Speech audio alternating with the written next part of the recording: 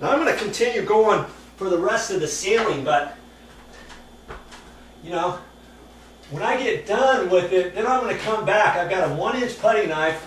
I could do it now, but I want to get the bulk of it down, and then I can go around and do this at the end. Okay, I'll clean up the edges with the 1-inch and get off any little bits of popcorn ceiling that are on the wall section, because sometimes it'll stick down a 1/4 inch, maybe even a 1/2 inch.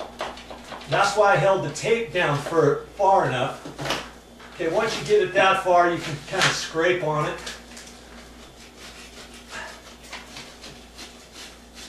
Like that.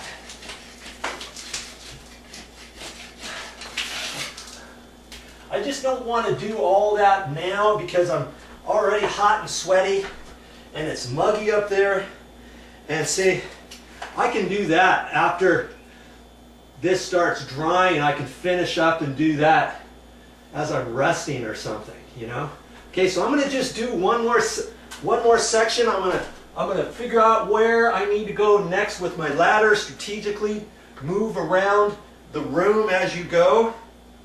One little bit at a time. That's all you've got to do. Don't go too far thinking, oh, I'll spray over here as far as I can reach this way, then I'll move the ladder back. Well, then all of this area is going to be saturated twice as long as this area, and it's going to get even wetter. When you start scraping the ceiling, the sheetrock has paper over the entire surface. Once you get that too wet and you start scraping on here, you're liable to gouge the paper, and you don't want to do that, because then you're going to have to patch that, because once that comes up, it'll start peeling, and when you paint, it's going to bubble.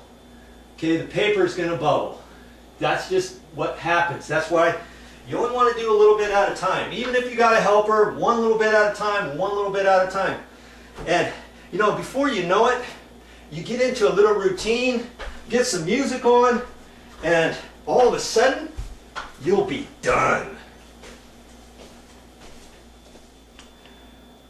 Whenever I've got a tip for you, I'm going to show it. Okay, on this is the Hudson sprayer. Now, I've got it. This is a 2-gallon, and I did the bedroom, and I hardly used any water at all. So if you only have a gallon container, that's all you need. Okay, once you get done spraying, here's the tip. Once you get done spraying, don't set this on the ground. Somebody's liable to step on it. You're going to trip over it. You're going to put the tip all in the mud and stuff once you start going. Just kind of lift it up under there and just let it hang like that. You want to, you know, be nice to this. This has to last you this whole time. If not for this Hudson sprayer, I could not do this job. So be careful with it.